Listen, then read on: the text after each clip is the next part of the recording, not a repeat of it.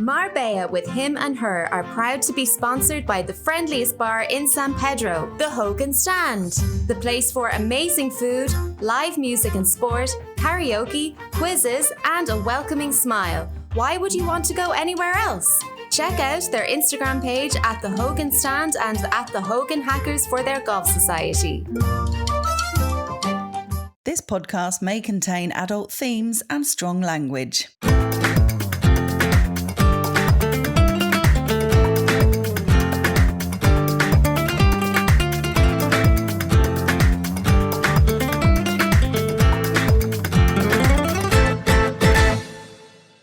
Hello and welcome to Marbella with Him and Her, brought to you by the Hogan Stand. He is PJ Lopez and she is Hannah Murray. We're at episode 120. Yeah, it doesn't sound the same, does it, until you get to 180. No, okay. But we're doing well. We are doing well. We still have a few listeners, which is good. I wanted to start by mentioning some interesting people I spoke to on Talk Radio Europe this week. I don't recall you speaking to me. What? I speak to you every day, not on Talk Radio Europe, but just in my everyday life. So my entrepreneur of the week was Tom Abbey, who is the founder of a company called Vamoosh. They invented something that doesn't really exist, or didn't when they invented it. It's the world's first and only of its kind pet hair dissolver. Oh, we could do with that. I bought some immediately after the interview. I went onto Amazon and bought some. Can you use it like Veet as well, and it'll dissolve your own hair? I don't know. I wouldn't like to try it. Okay. You had an incident with Veet, didn't you? All right, not on the podcast, if you don't mind. Sorry. There's different types that they do around this pet hair dissolver because they looked into cleaning products in general and they've invented all kinds of amazing things generally around the pet hair dissolving situation, but not necessarily. So I've bought a washing machine cleaner that also dissolves pet hair because he said if your washing machine gets a bit smelly, which can often happen in the summer, Nothing in the hot worse months, than a smelly one. There isn't. It's often hair from pet hair, which sounds probably kind of your gross. hair. Your Well, it hair could gets be my everywhere. hair. So I'm looking forward to trying this. But Vamoosh, they've done amazing things. They've started in 2016, I think, and they were recently awarded a King's Entrepreneur Award, their second one, as in from the King. They had a Queen's Award a few years ago. That would have been from the Queen. Exactly. And now they've got a King's Award. So they're doing incredibly well. They're in over 30 countries around the world. They're also in, I think, 3,000 different retail outlets in the UK. So they're massive. You've probably heard or seen them. You know what? I might wash the cat in it because I've wanted a Sphinx cat and it's our way to get a Sphinx, isn't it? No, It'll just dissolve her hair. No, I don't like the Sphinx cat. They look ill. Listen, Rachel liked it in Friends. And if she No, liked she it, didn't. She hated it. What was it called? Mr. Whiskerson. Well, we could have our own Mrs. Whiskerson.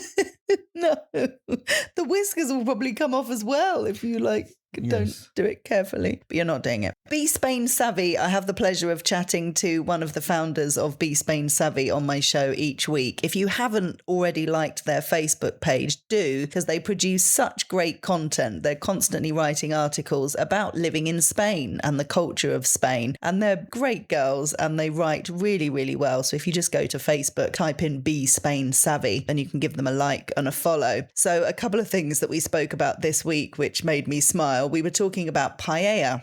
I made one of those last week. You absolutely did. So they wrote an article about paella, talking about what is a proper paella and how the Spanish do it and compared to how the tourists do it. For example, it is only supposed to be a lunchtime dish. Yes, I have read that before, actually. Yeah. So they said, as a tourist, try not to go out and eat it at dinner because that's not the way it's done. Another thing, if you order paella at a restaurant and it arrives in 10 minutes, they didn't cook it for you. No. It normally takes between half an hour and 45 minutes. So, I know, I did it. Yeah. So if you plan it in advance, if you've booked a table, you can call up in advance and order the paella. Well, then you don't have to wait so much. Most good restaurants at the beginning, they tell you if you want a paella, it will take X amount of time. Oh, of course. That's what I mean. Yeah. If you order it when you're there, they'll tell you that there's a wait while it cooks. I've insulted everyone, didn't I, when I made my paella, but I'm sure you'll get onto that in a moment. What do you mean? Why did you insult? Ingredients. We talked about your paella last week. Yes, but ingredients. What, you put chorizo in it? Yes. And not rabbit, No. which I'm pleased about because my first pet was a rabbit. Or snails, funny enough. No, that's not normal. It is. The traditional one has rabbit in, but not snails. I've never heard of that before. What are you on about? Yeah, I've got cookery books that they use snails because basically a paella, as a lot of food was in Spain, was they would scrape together whatever they can. Peasant food. Peasant food basically. So they will use either leftovers or things that they can get hold of. And snails are one of the things. A Valencian paella, I think, can have snails in it. I've never heard of that before, but okay. You like snails? I do like snails. Yeah, I don't. They taste like snails. Which apparently I like. Also, if you see a restaurant normally on the front that has pictures of paella, don't eat there. It's not going to be great. You don't need a picture of the paella to know what it's going to look like. You know what I mean? They're proper touristy places when you see pictures of all the different paella. It's just advertising. No, it means it's crap. But they also, we laugh at that, but it's the same thing when you go to a Chinese restaurant or something, they've got pictures of it. It never sells the food, does it? No. I mean, as a general rule, if it's got pictures, I wouldn't kind of bother. No, this is true. That is a general rule. Also, we spoke about sangria. They did a lovely post on sangria and said how a lot of tourists assume and expect that everyone in Spain drinks sangria all the time. But they said Spanish people traditionally don't. They might have it at a house party or something like that. But if they're out for lunch, out for dinner, you'll never see Spaniards drinking sangria. It's very much more of a tourist thing. But something Spaniards do drink, particularly in the summer, is tinto de verano. Similar though, isn't it? But not quite the same. Yeah, so tinto de verano, I'm sure we've talked about this before, is just red wine and casera. Or Fanta Limon. Fanta Limon or even lemonade. But you want it to be made fresh. Yeah, you don't want that synthetic stuff. If it's pre-made or pre-bottled, or it's out of a tap. Horrible. Because sometimes they have like the taps that are pre-made. Even out of a tap, it's pre-made. It's not very alcoholic and it's really sweet. And there's an easy way to know if you're getting a fresh one because they will ask you when you order it, would you like it with casera or Fanta Limon? And that's how you know they're going to put red wine in it and either of those two. Yeah. Or you can say, can I have it with, if they don't ask, and then you'll establish whether it's fresh or not. Another thing we spoke about, which was another one of their articles, was making people aware of the size of Spain. They said tourists might think that Spain is just Madrid, Barcelona and some beaches. You know, a lot of people think of Spain as having nice beaches, but it's a massive country and there's obviously so much more to Spain than just beaches or the big cities of Madrid and Barcelona. I'm thankful to the fact that we've done quite a lot of travelling around Spain, but there's still so much more to see. So again, if you live in Spain or if you're coming to Spain on holiday, I definitely urge you to look beyond the beaten track, if you like. Well, we were talking about this last night. We've done all of the main cities in Andalusia now, haven't we? Yeah. Last one we did was Jaén. We went the wrong time of year. It was way too hot. Yeah, I'd like to go back, actually. Yeah, we said we said we weren't that bothered. Yeah, because, I mean, listen, Seville and places like that, so much to do. And you can go many, many times and probably still have things to do. Same with Granada. Granada's got a lot of things going for it and a lot to do. Again, both of those you don't want to do really at the height of summer. No. Although we did go and see Kylie Minogue in concert at the height of summer last year. But that was Kylie's fault. We didn't pick the date. Exactly, Kylie. Thank you very much. I also had a really interesting man on the show. He lives here. He's a Costa del Sol resident. His name is Miles Lant, and he's part of a community of people that take critical supplies to Ukraine. He's been backwards and forwards, I think he said over 50 times. It's really incredible what people are doing. These are all volunteers. They're relying on donations. He said it costs a massive amount, both fuel-wise and time-wise, obviously, to drive to Ukraine. Plus, they get a lot of medical supplies. They're in touch with not only hospitals in Ukraine, but also a lot of the military bases and things like that. So they're supplying a lot of medical equipment. So really important stuff. But they're also taking over teddy bears and things like that for kids. It just reminds me of that saying, not all heroes wear capes. Oh, definitely. And, you know, people that just put their own time and money sometimes into it just to help other people is, wow, incredible. Yeah. And thank you for doing it. I mean, we are not in a position to do it. We do what we can when we can. We know people like Collective Calling, they're forever heading off to different countries as a charity to help underprivileged or poorer nations. So yeah, fantastic. Without these people, the governments aren't doing it half the time. It's down to people like that to help out. Yeah, and it's easy to sit at home and look at these disasters and awful war-torn countries and things that are happening on the news, and so many people say, oh, wish I could do something to help. Obviously, if you have spare money to help, make sure it goes to the right place, and that's always helpful, because all these charities are always wanting and needing money to be able to do what they do. But if you're in the fortunate position where you have time, i.e. either you're retired or you don't need to be working, then it's amazing that people are dedicating so much time to doing things like this. Really fantastic. Incredible people. I also had a really great chat with a guy called Thomas Mullaney. He is the professor, or a professor of history at Stanford University. So he knows all about history, historical research and things like that. He's written various best-selling books, and his new book was a little bit more personal than he's done before. It's called How We Disappear, A Personal History of Information. And it started and was inspired by the death of his father and the sorting through of his father's stuff and trying to work out and realise how much should be kept. And it sparked a really interesting conversation. Obviously, I have personal experience of going through my mum's stuff, and it's really fascinating. It's very difficult to be completely businesslike about the whole thing, because you could easily go through a loved one's stuff, whether we're talking paperwork, clothes, photographs, ornaments, things like that, and just go through it and go, well, I don't like this doesn't suit me, this isn't mine, and be very businesslike and chuck it all out or give it to charity or sell it or whatever. But it's also very easy to start getting emotional about everything. You know, it could take you forever if everything you pick up you go, oh, I've no idea what this is, but they obviously loved it, and then get emotional about it. It could be a really traumatic, long drawn out experience. Yeah, and the fact is that we don't know what it meant to our family and our friends or whoever's passed. So it's a very difficult situation, a very difficult decision. One thing you were saying, because you mentioned about things like Facebook, didn't you? And how for you love seeing memories of your mum come up, because it just reminds you and it keeps things fresh, and you can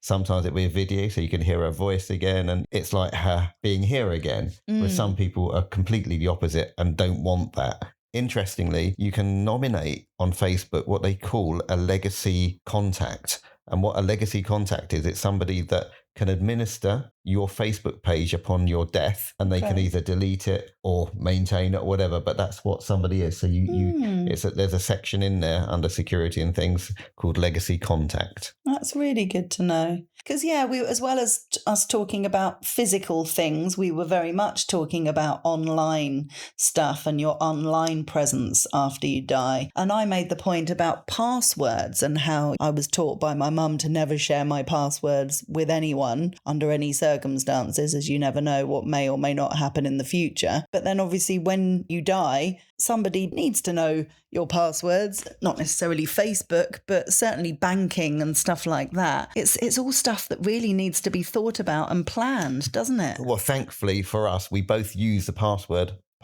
so we're okay. That was a joke, by the way. Jesus. On Friday, I did, I think, the hardest Pilates class I have ever done. Can I say, you say this every week? I really don't. You do? I really don't. This was, oh my God. So, sometimes you can shake when your muscles, particularly your abs area. I rattle more than I shake. Okay. Well, I was shaking so much, I felt like everyone else in the room must be laughing at me. I felt like my whole body was shaking. My abs were shaking so much in this certain position I was in and obviously hadn't been in before. I was like, this is embarrassing. I felt like my whole body was like in convulsion. Was everyone else shaking? Or I don't know. I was too busy trying not to look at myself. It was so hard. I've seen so many funny memes that go up about Pilates and how you feel about your instructor. Like at some point during the class, you absolutely want to kill your instructor.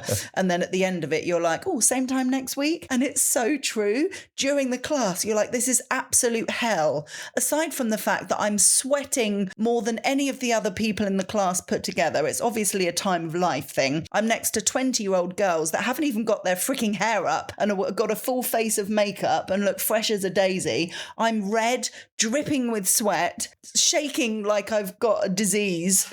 And then all the teachers are saying to me, ground has opened up now, a few doors down from Studio 34 Pilates. They've opened a hot Pilates studio. I'm Which like, is just what you need in a 34-degree heat. I'm like, I don't need to add any more heat to my exercise classes. Thank you very much. I think you would expire. I think I'd die. Which is lucky because I now know your passwords and we've done our wills. So help yourself, knock yourself out. Oh, stop it. But no, this hot Pilates class looks great if you're in your 20s. It's a massive thing. It's a big trend, hot Pilates. It is a big trend. A lot of the top studios have opened up hot Pilates studios themselves. Yeah. Or at least classes. I'm not sure women over the age of 45 should bother, though. I don't think we need extra heat. So you're saying it's a premenopausal class? I'm saying it's not. It's not geared up for women going through the change. That's what I said, premenopausal. That means before menopause. No, well, that's perimenopause, which we've talked about, which is still almost as bad. Leave it to the 20-year-olds. Yes, exactly. That's the thing, I think. I did, after Pilates, walk over to Amber Shoe and have... Oh, bless you. And have brunch with my dad, who was wearing the shirt that we got him for Father's Day. Looks very nice. Suits him. Yes, it really does. And then we went back to the notary. Yeah, I was still very confused at all of this. But we went back to the notary who had prepared our wills on official paper and sent it to Madrid by all accounts. Yeah, so we were under the impression that we were going to pay for it and take the wills away with us. And you particularly started to get slightly nervous about how much it was going to cost, because you remembered that Thy Will Be Done, the company that we've done this all through, told us that it would be cheaper. They'd find a cheap notary in San Pedro. Well, otherwise we would have found our own notary. But they said, no, what we do is we ring around, we try and get a notary at a certain price, I think they said. But a cheaper notary so that it doesn't cost lots of money to get your wills done. That's the whole thing about using this company. So while we were waiting, I emailed one of the ladies who I'd been dealing with at the company and asked her to confirm how much we should be paying. And she said it's between 40 to 60 euros each per will. Yes, so obviously we've paid Thy Will Be Done to prepare the wills already, so this is an additional cost. Yeah, at that sort of rate, it's not too bad. And then when we went to pay, she said it was going to be how much? 150 each. 150 each. 300. And we were like, no. So when we said the company we've been speaking to said it's between 40 and 60, they were laughing, going, no, it would never be that cheap. It's never that. That's not how much it costs. And we said, well, this is what they said. So I ended up phoning the woman at Thy Will Be Done, and she was mortified. She said, no, that's not how. So it was very weird. It was very uncomfortable for a while, wasn't it? We were planning on walking away. But then they wouldn't let us. They said, no, you can't. It's gone to Madrid already. And it's like, what? So then the big boss man, I assume he's the boss man, came out from the notary and said straight away, no, it costs 150. And then in the same breath said, okay, how about 80 per person? Which was quite a significant drop in a very short space of time. So we ended up agreeing that. But I phoned Thy Will Be Done to explain, and they said, yeah, that's still more than we've ever had clients pay before. The most clients have paid for this is 65 euros. So we overpaid by like 15 euros each, but we just wanted to get out of there. There's no way they would have done it for cheaper. So we're in the hands of Thy Will Be Done now. They were really apologetic. They obviously hadn't checked the price before booking us in at this notary, which isn't good. No, I think that was what they were meant to do, ring around and get a price that was good. So we were a bit shocked and a bit upset. Yes, so we'll update you on the progress because they're going to look into it on Monday. On Saturday, we had a beach day together, which was really nice. We found a new beach club, which is, well, not really club, a chiringuito that's been there for a couple of weeks, but we haven't had the chance to get down there until Saturday, called Solo Beach. It's right in the middle of San Pedro Paseo, and they have proper beds with mattresses, and there were 3 different options with regards to the beds. There were. So they were bamboo beds, so they were quite smart and funky looking, and the whole thing is a bit bohemian, isn't it? Just to set the scene for you, it's a proper chiringuito. It's on the beach, and there was like soft reggae music playing in the background as well. So it's got a really nice vibe. And 10 euros, just a bed, which is great price. Really good, considering there's a mattress. Yeah, but if you want a bit more than that, then for 20 euros, you can get the bed, a towel, some fruit, and a cocktail. Which again is really good. And if you want more than that, then you can pay 50 euros and you get a bed, a towel, cocktail, and the €50 And the goes fruit. toward, and the fruit, sorry, and the €50 goes towards food and drink.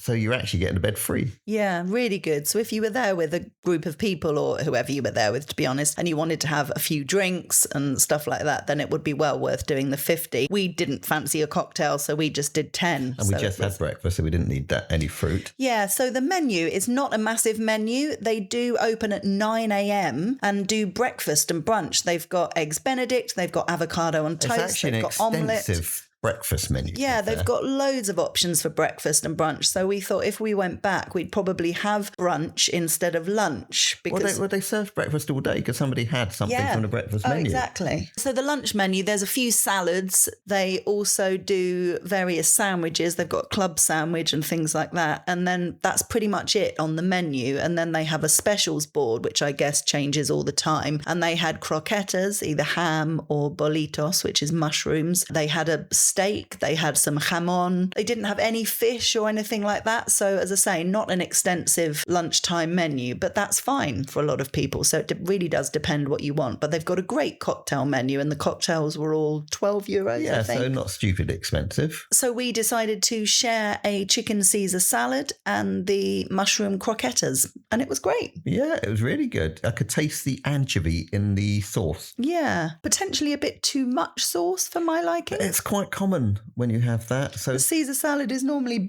like bathing in the... Yeah, so a lot of find the it a bit time much. you sort of ask for it on the side so that you can put your own amount on there. Because, it can be a bit heavy coating sometimes, but it was nice. It was pleasant. And the croquetas were particularly good. Gorgeous, yeah. Really creamy and, really nice. So, definitely going to go back there. It's going to be one of the places of the summer. And we did a post about it on the San Pedro Guide. Which has had so much traction, hasn't it? 22,000 views, 181 likes and 40 shares, just and a it's photograph.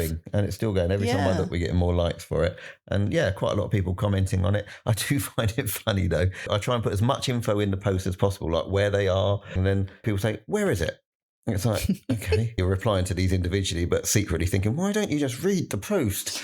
Or somebody wanted a map, you needed to put a location. And then I didn't, I said, it doesn't come up as a location to pin on within Facebook or in Instagram. But then people were just putting links to Google Maps in there, but you couldn't click the links because it's not clickable anymore. And then somebody today said, have you got the phone number?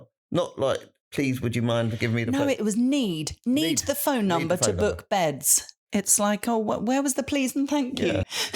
And again, so I commented, said, I Googled it and this is the phone number.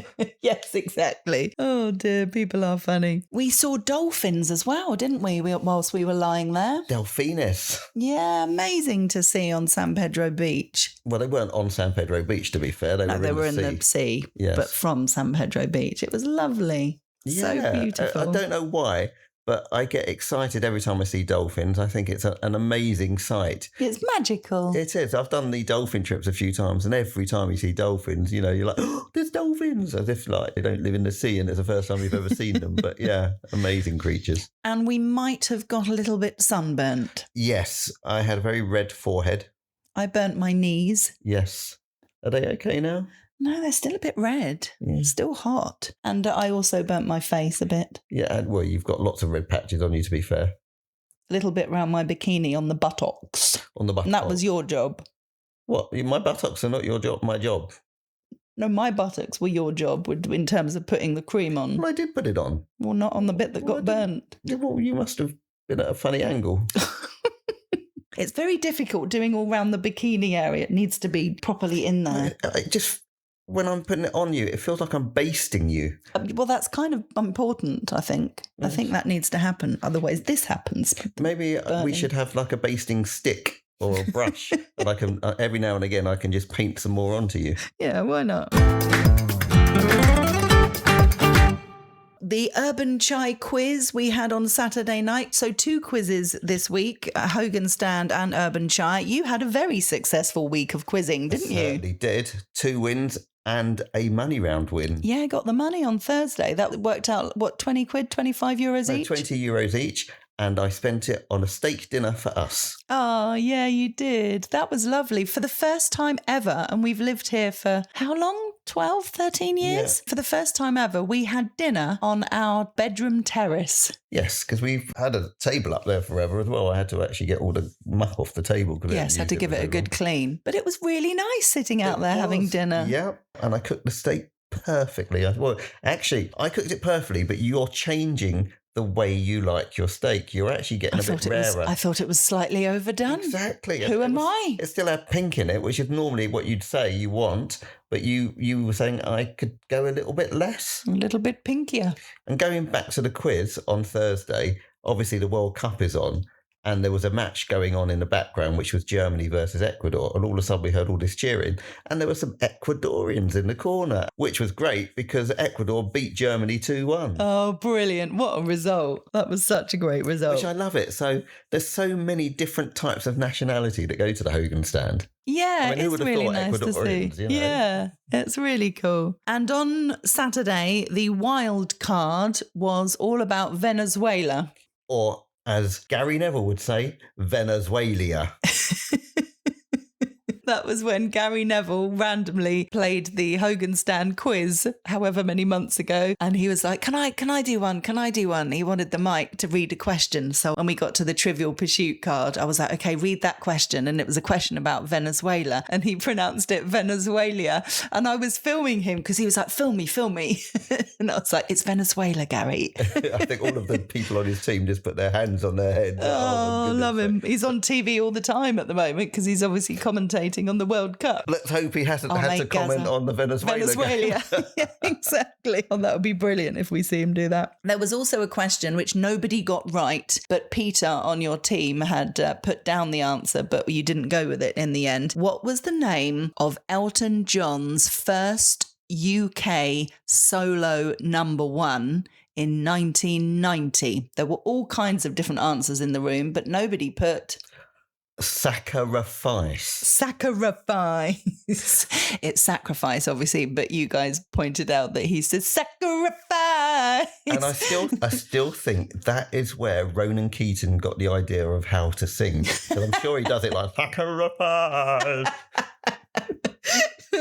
Oh, that's funny. So we had quite a long evening on Saturday because the quiz is 7 for 7:30. And then we had a drink with Paul and Ursula and Rod and Nicole because they had a drink just after Urban Chai, a place around the corner. And then we went to Hogan's to watch the England game, which started at 11, England versus Panama. So we had a long evening. I was nearly late because as I was driving home, I dropped you off at the Hogan stand and I was sitting on the zebra crossing outside Inch, basically, because somebody was crossing.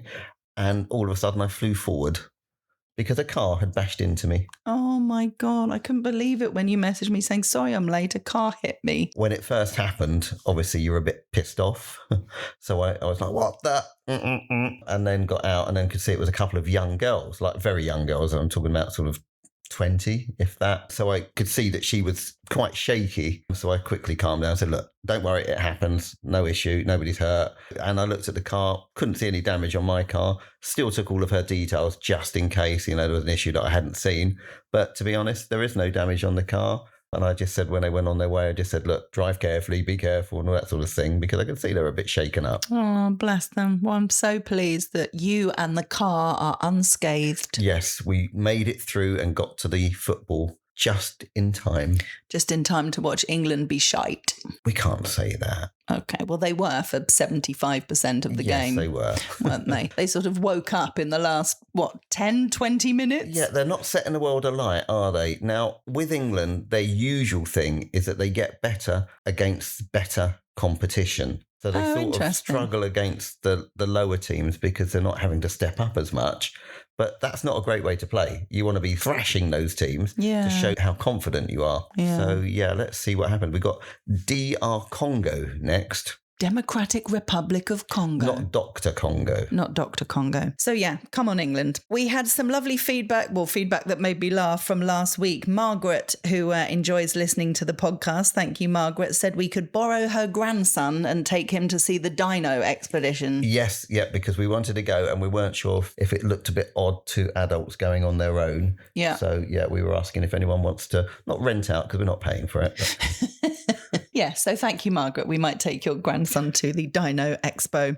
I want to go back to the World Cup. Sorry, but we were talking to Paul and Ursula last night, and Paul was telling us a great story about Cape Verde. Yeah. And one of the players there, I can't remember his name now. Is it something like Nico Lopez or something like that? Oh, yeah, it was somebody Lopez, wasn't it? And basically, they're like the adopted Irish team now. So if you're Irish, you know this story completely. He's from a part of Dublin. And I think one of his parents is from Cape Verde, and obviously the other parent is from Dublin. So he got a call apparently about 2 years ago and thought it was a scam. And it was from Cape Verde, someone in the equivalent of the FA in Cape Verde, saying, can you give me a call? We're interested to speak to you about playing football and stuff. And he thought, it's a scam. So he didn't bother replying. And then he got another one just before the qualifier or whatever it was for the World Cup. And he showed it to someone. Someone said, no, that looks real. That looks real. So he got in touch with them, and he's now playing for Cape Verde. So yeah, it's like the whole of Ireland are pretty much behind Cape Verde now. Oh, I love that. And they're doing so well. Well, they're through to the last 32. Who would have thought? That's brilliant. I mean, the goalkeeper was outstanding in his first game, and he went from having like about 50 followers on Instagram to 5 million overnight. I love it. Some great stories coming out the World Cup. You mentioned the steak that you did the other night. There's another meal that I wanted to mention that you did earlier on in the week. You made the meat in lettuce, our favourite dish from the Chinese. That was so good. It was gochujang that you put into it. Oh, bugger. I was meant to buy some. I've run out of gochujang. Oh, no. I want to get some tomorrow. Can you nip up to the shop now? No. What did you do with it? It was pork mince. No, it's a mixed pork and beef mince. Okay. I'm using that now quite a lot. I mean, I love pork mince as well. But for things like bolognese and things, I think it's good to have the combination. But yeah, it was just with the gochujang. It was with dark soy sauce. Yeah, it was very dark, wasn't it, the meat? And I think other bits and pieces in there. I can't remember exactly what now. I chopped up carrots very finely into little cubes. It was really good, and we got like a massive iceberg lettuce, and we were making... Iceberg, dead ahead. Tomorrow night, we're really looking forward to going to Remy. They haven't got their menus completely printed yet, but they've started to open in the evening. Still recommend Remy for a fabulous place to go for breakfast, particularly their Eggs Benedict, which is only €6. This is in San Pedro. Quite a few of you have already gone and tried it. That's really good to hear. Yeah, definitely. So yeah, tomorrow we're going to try their evening menu. So looking forward to reporting back on that. Yes, full details next week. A couple of articles to mention from our collaborators, the Euro Weekly News. Did you see this week online? There was a video that someone took of the car in front, and obviously pictures of a couple having sex whilst driving. Yes, I'm sorry. I won't do it again. It was in a Mercedes 4x4. Yeah, well, you can't do it in a Mini. It was really entertaining to watch. How many times have you watched it now? No, only a couple. But in fairness, when you can see, like the woman was obviously naked and straddling the driver, you couldn't see the driver. So how the driver could see to drive is beyond me. Well, that's why you have lane keep. Okay, maybe he was using lane keep. That's a good point. Either way, I would not recommend doing this because no, it's not very uncomfortable, isn't it? Yeah. But yeah. Fair play to them. They look like they're having a great time. High five. Absolutely. But yeah, dodgy as anything. I mean, at least stop the car. Whilst you're driving is, it's one thing for... I'm not going to... It's just going to go down a wrong... Yeah, down was where I was going to go with it. I think to be straddling the driver is not advisable. No, because if he missed a gear, it would have been very messy. Well, if you missed the driver and landed on the gear, that would be... I don't know. Might be more anyway, of a thrill. let's anyway, move on. Stop there. Morocco are going to be moving their clocks back to GMT, so moving them back by an hour after 8 years of being an hour ahead of the UK. And this has been talked about for a while, but the rest of Europe could follow. Morocco aren't in Europe. No, I know. Sorry. Full stop. Europe could follow. Yes, well, they've been speaking about this. I mean, some of Europe is already on that. So Portugal, for example. Yeah. But I mean, it's the way it falls in the map, isn't it? If you look at a map, Portugal is in line with the UK pretty much. Yeah. But so it sort of makes sense. It causes a lot of issues. And they're also talking about not doing this hour saving at summer and winter as well, aren't they? Because that also confuses things. Yeah, every year when I'm trying to book guests, because America don't do it at the same time. So booking guests in America, I'm like, so we've moved forward, but they haven't, and I have to calculate it all. Yeah, and also, it's just getting to being light in the morning, and then they put the clocks forward. Yeah, forward, and then you get dark again. Yeah, so it'd be interesting to see if they actually follow through with that. Malaga Airport is to end the removal of liquids and electronics at security, which will save a load of time. Yeah, so but they've already done this at Gatwick, so we were quite shocked when we were watching this. So they have these special scanners now that can scan for explosives. So you don't need to have the limits on liquids and the sort of things that you can bring through. So people were bringing like Worcester sauce, or all the stuff that we weren't allowed to do, bottles of wine, all of it. And they just scan it, make sure it's not explosive, and give it back to you. So that's going to be huge at Malaga. So I don't know exactly when it's happening. The article mentioned lots of different dates. So as always, it's not confirmed. So don't start trying to take bottles of wine. I mean, obviously, it's way more expensive buying it in the airport. But if you want to take bottles of wine and things like that from Spain to anywhere else, then you're better off buying it in the airport until this is confirmed that it's changed. I tell you, even buying it at the airport is still massively cheaper than buying the same wine in the UK. Yeah, that's true, actually, definitely. This, I thought, was brilliant. This made me laugh so much. Lidl has opened its first ever pub. And a fight broke out on opening night. Lidl? So this is in Belfast, in a place called Dundonald, and it's opened next to a Lidl. And guess what it's called? It's so clever. So or are you trying to guess? You can see your brain ticking. No, it's hurting. Please tell me. Okay. So Lidl and Aldi, to be fair, is all about the middle aisle and all the interesting things you can get from the middle aisle, like a lawnmower and a Lidl and Aldi. They have the same letters in, but just around a different way. Okay. Isn't it? I'm sure I've never heard that before, but that's a total tangent and you're ruining my story. Okay, sorry. So the middle aisle, where you can buy like some hair gel and I've often taken you up the middle aisle. For fuck's sake. The pub is called the Middle Ale. That's very clever. Isn't it good? Yes. The Middle Ale. Very clever. So yes, I don't know if this is going to become a thing, how many pubs they're going to be opening, but the first Lidl pub has opened in Belfast. But the fight broke out. But there was a fight. But there we go. There is no quiz this coming week. We were thinking because of the World Cup, we don't know what matches are going to be what nights, and it's obviously going to unfold as the tournament unfolds. So England are playing this Wednesday coming up, so we're going to be going up to Hogan's to watch that. Really excited. And on Thursday night, when the quiz normally happens, Spain are playing at 9:00. So there's absolutely no point trying to compete with that. We were looking to see whether we could do it on a Wednesday instead, but no, in England, they'll go to extra time and penalties. So yeah, and that would make it all too late. So it's all a bit complicated. So yeah, there's not going to be a quiz this week. So we'll let you know as regards to the following week. Whilst we're talking about the World Cup, this was a random thing I saw on Facebook. We've talked about the England flags and how controversial they are during the World Cup. And there's various stipulations as to how big they can be and all that kind of thing, because they've become offensive, the St. George's flag or St. George's cross. There was a really funny photograph. Locals drawing England flags on trash so the council will collect it quicker. So people have put like loads of crap outside their houses and then like an old mattress and drawn a red cross on the old mattress. So then the councils will be so offended by the England flag, they'll come and collect their rubbish. Talking of that, I've seen some amazing memes. So this hydration break that they're having is a bit of a joke. 2 hydration breaks in a 90-minute game is a bit crazy. Especially when it's raining half the time. Yes, exactly. And they're not allowed to change the rules for anybody, even if it's like 12 degrees and pissing down with rain, they still have a hydration break. But then they're doing all these memes about all the different teams. So I think there was one that was sent to me today with the Argentinian team basically cooking steak and everything. And then there was the English guys sitting there having cups of tea. And so, yeah, they're doing all of it. I think the Spanish were drinking sangria. Oh, love it. Brilliant stuff. Well, we're enjoying the World Cup, aren't we? We've seen quite a few games, not just England and Spain. I like competitive sport. And I am trying to watch as much as I can as well. Tonight, for example, it's South Africa versus Canada. Yeah, that should be interesting because it's the first game of the knockout stage. And neither country are particularly known or celebrated for football, so... No.